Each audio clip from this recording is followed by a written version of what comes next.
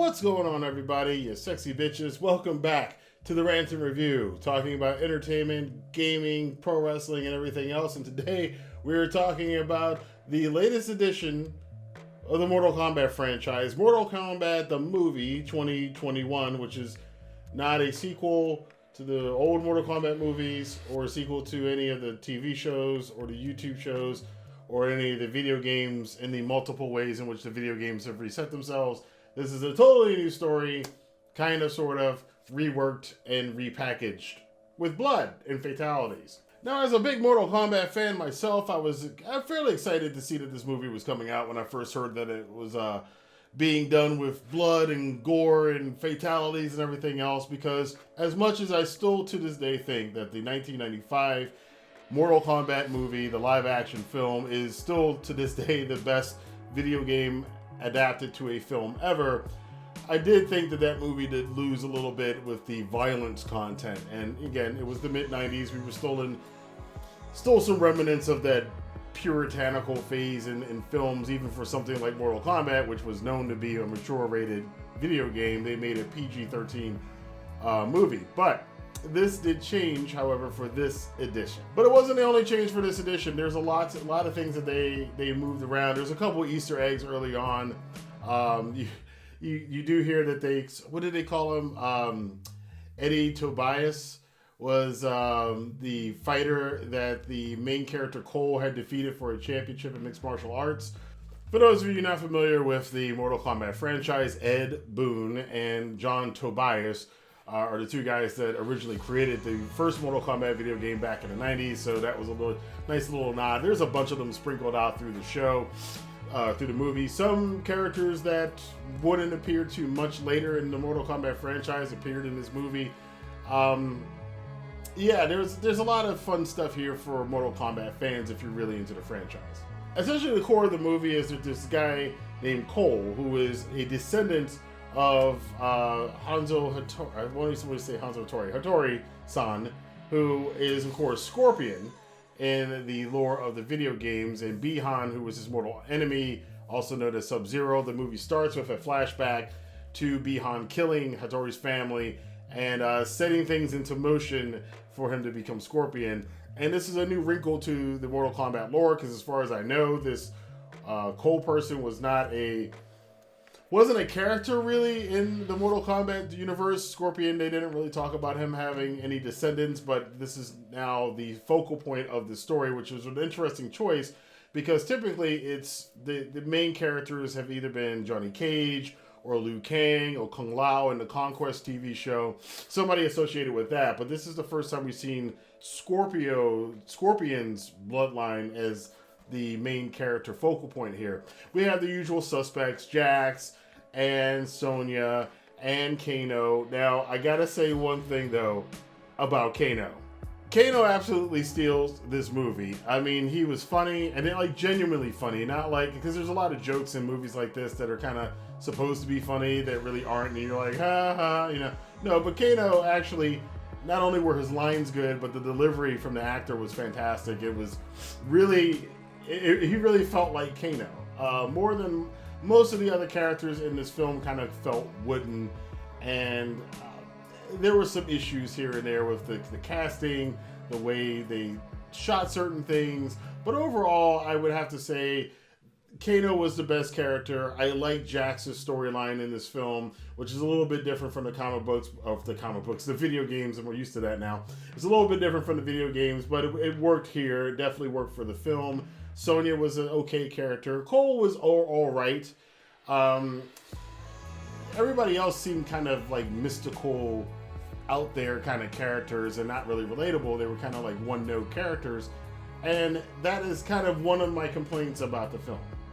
The original Mortal Kombat game is basically a spin-off of the old Enter the Dragon movie from Bruce Lee back in the 70s, and essentially that's what I always kept thinking that the Mortal Kombat movie should be. In fact, the 95 version is a lot closer to that than this version, because in this version, there's actually no tournament. There's no tournament. They're actually, the whole point is Shang Tsung and his crew, they're kind of bypassing the tournament. Like, it doesn't really matter. We're just going to take out all of Earth's warriors before the tournament even starts, so there won't be a tournament, and we win by default, I guess is the plan. So that's what they're trying to do, and Earth's warriors are so weak and so out of touch with any of the stuff that's going on that it seems that it's going to be an easy win for Shang Tsung and his army. However, Rantin, who I kind of like the Rantin in this one, although at some points in time he's trying to make jokes and it's kind of hard to understand what he's saying, and that's just an accent thing, that's just a language thing. But overall, I did like the way this Rantin carried himself. They didn't, the Christopher Lambert one is always going to be a favorite amongst many fans, but I think this version of Rantin, I feel fit this role a little bit more than if this was some all-knowing, as Kano referred to him, Gandalf kind of character. He kind of operated from the shadows. He'd say stuff every once in a while and then just kind of orchestrate things and manipulate people to finding their real power. They did explain that everybody who has these dragon marks, which is the Mortal Kombat logo, is selected for the tournament. Now you can get one of these dragon tattoos or dragon marks if you kill somebody who had one, and we hear that when Sonya early in the movie is kind of doing her info dump as to the rules of this version of the Mortal Kombat universe, where Kano, who they were actually teamed up with most of this movie, even though they're bitter enemies in most of the games, they're kind of have a loose team up here, which is, obviously a team up of convenience. But Kano murdered somebody which is how he got a mark. But Sonya does not have a mark, and that does add a little bit of interesting motivation for her character through the film, because she's one of the few of our heroes who doesn't have the mark. She's not supposed to be there. The main thing about a Mortal Kombat movie, though, is not so much the storyline, but it's the fights. And are the fights good? Yeah, they're pretty good.